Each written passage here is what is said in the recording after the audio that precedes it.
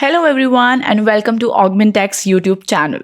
Today, we are going to be talking about how you can create a door within a SketchUp, and I'm going to show you some tricks and tips so that you can create any kind of a door you want in your interiors.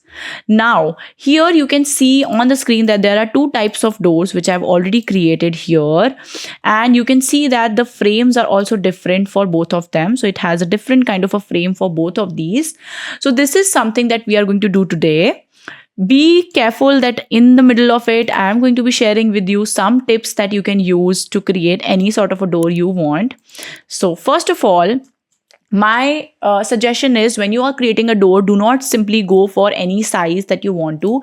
When you're working with the wall, it makes it easier for you to see if you want to change something, if you want to add something or not. So it kind of puts things in perspective. So when we are working in 2D, we do not have any choice. But when we are working in 3D, it is possible for you to work within the element. So you can actually hide everything else if you want to, and just isolate this section, so that we can say here that you isolate just this part and work on just this and hide everything else. That's okay if you have a very large space. But to start with, we are going to create a door frame. So for that, what I like to do is, whatever wall you have your door on, I'm just going to use that as a point of reference and create a rectangle. Then always make that rectangle into a group. So when you create a group, you are making it separate from the rest of the model, which is something you want to do for every little detail in SketchUp. Okay, so if you're not doing that, you will see that if everything is not into a group, things will start to get attached to each other, which will make a very distorted geometry come together. So we do not want that. We created one rectangle, made it into a group. Then I'll go inside and use my offset command to create a door frame like this. Now all you need to do is join it at the bottom, just like this. Remove the extra element. So this is extra. The center is extra. I am going to kind of use this to pull it out and create a door frame which is of the accurate thickness. So just using push and pull tool to take it outwards. Okay, so something like this. Now I have a very basic door frame created for me. Now this is one way of doing it, that you just use this as a door frame, but I would say go a step forward. Use the the offset to create another layer. So let's say 0.5 this is, and you can also go even further if you want and create another element on the side. Okay, so maybe 0.5 again. So there you go. Now this is the one that I do not need, which is in the center. So I'm going to remove that one. This one we can see if we want to use later. But right now I have two elements on the side. So there is this one, which is the bigger one. So we can take this one out.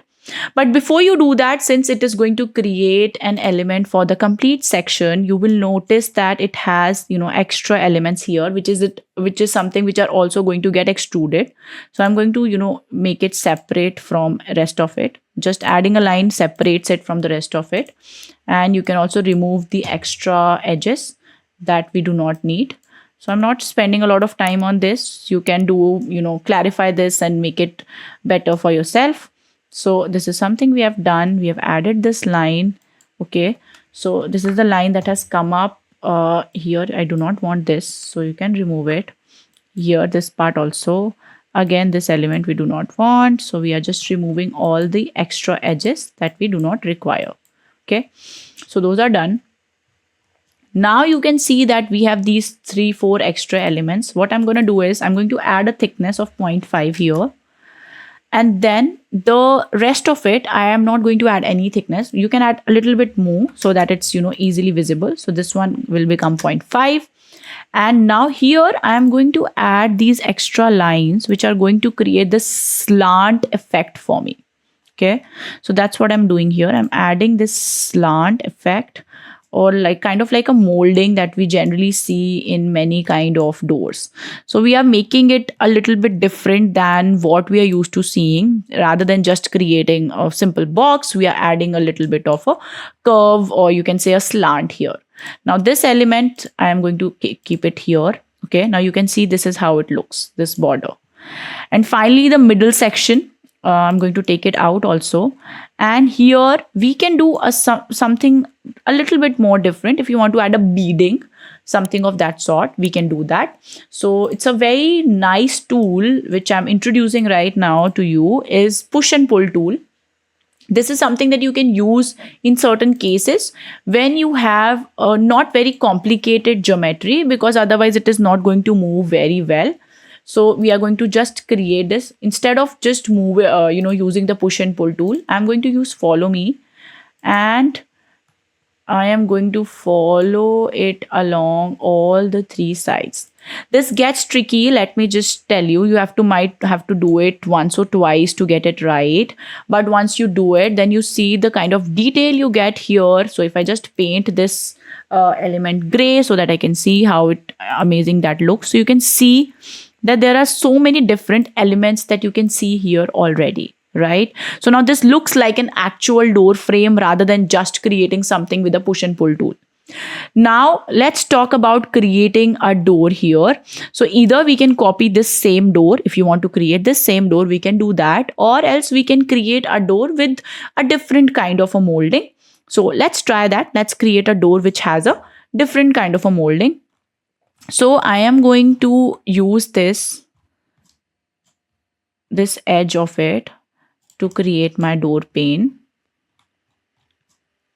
Make sure you're using the right edge, otherwise it is going to create a very slanted element. How you're going to know that is with the help of the green line that you see, which tells you that this is a straight door pane that you are creating. Again, I'm going to make it into a group because that is something that we are going to do for everything.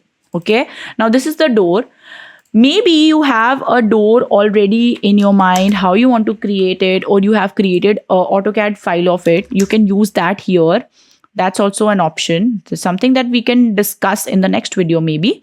But here you can see how I am doing it is I am creating, actually I can use a simple method of this also to have a complete border. So I'm going to use this offset to create a 6-inch border. So we have the 6-inch border, and then I'm going to use my grid to get like, okay, let's say this is 30 inches. Then there is a 6-inch gap. So I want to add 2 elements here. So we are creating a panel door. So I'm going to add, 2 different kinds of moldings. Sorry, 2 moldings here. So let's try that.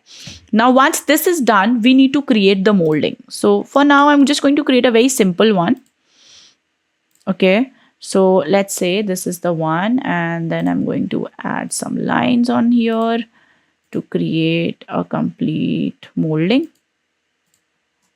Something like this. Okay.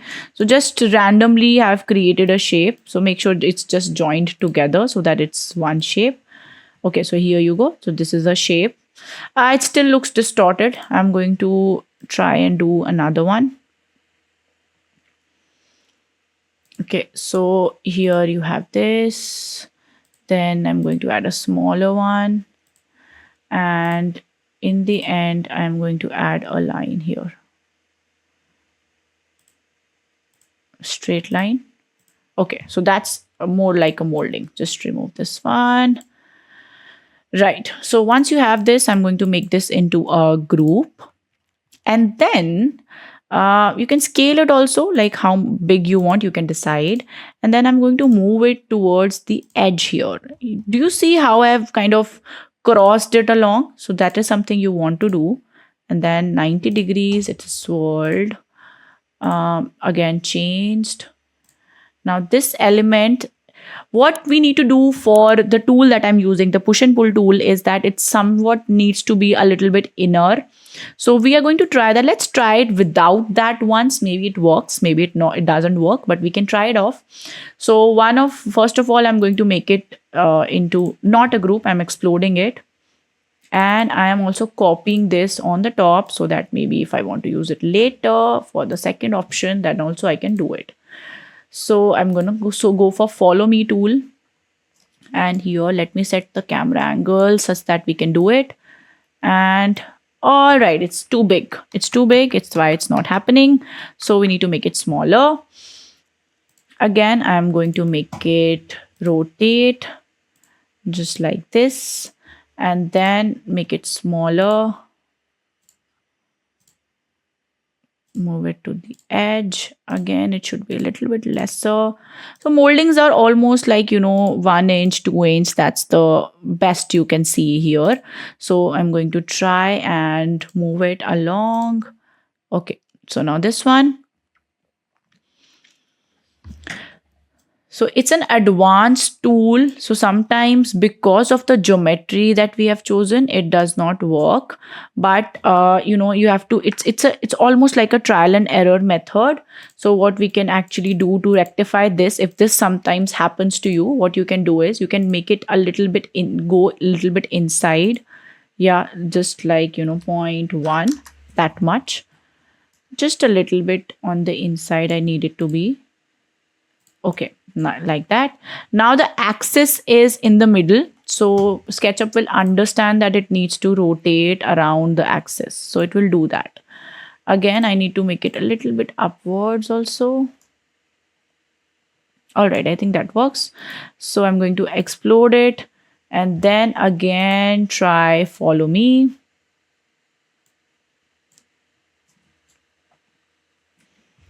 Okay, it needs to select the pane.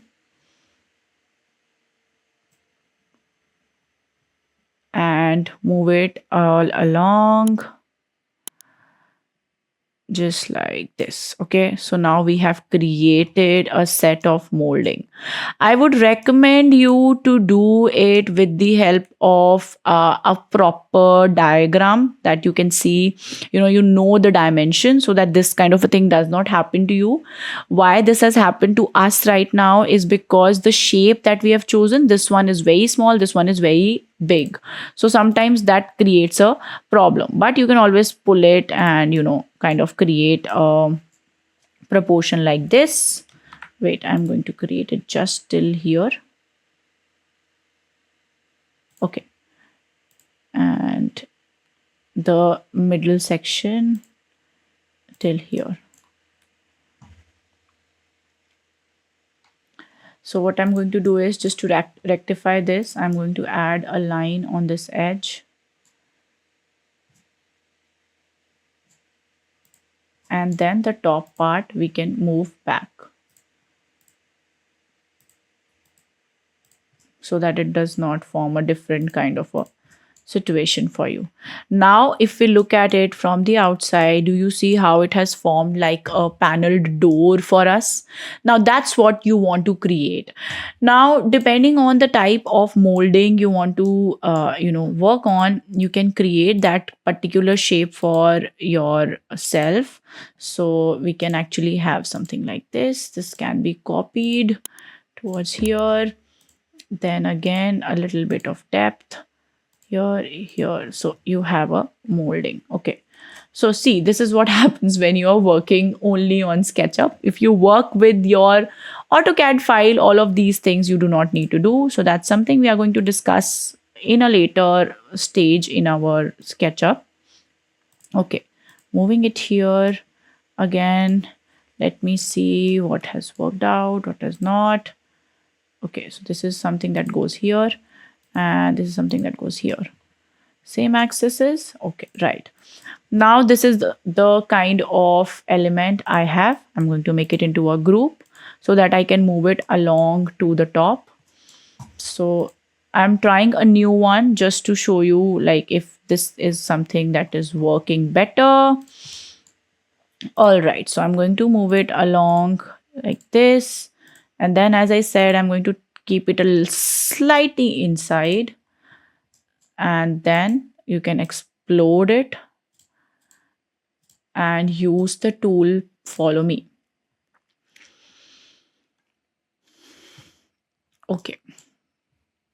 Now the problem with this is just that it needs to have a very proper path so that this knows where to go. But right now it seems like it does not have a path. So let's just give it that again. So we have the element. I'm going to mirror it. And now again, let's explode this and try it again. Tools, follow me. Okay, let us make it follow it. Okay, it does not appear to be a valid path, which means it's a very large shape and it is not making it go like, curve that way. So again, we can make it smaller and try again.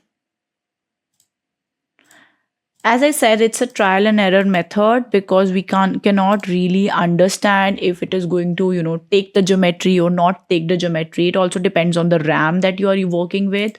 Sometimes in a faster computer, these kinds of operations happen faster, and sometimes it just takes a while to actually get the gist of it. So here, finally, it has happened. You can see. Now, similarly, you can, use push and pull if something has left, or else you can create geometries around this part to rectify this.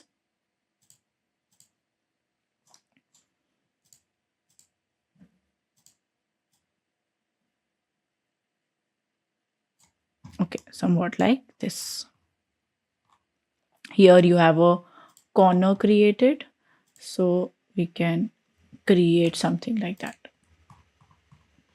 There is also one more thing that you can do. You can only create a U, and then you can choose to select this part and copy it at the bottom. That also works well. So now you can see that we have created a panel door. Now all of this we can color into a darker gray. This element is separate, so I'm going to color that as well. And you can see that we have a different kind of a door altogether. Now you can add a handle here, you can add a lock or whatsoever, and you can create.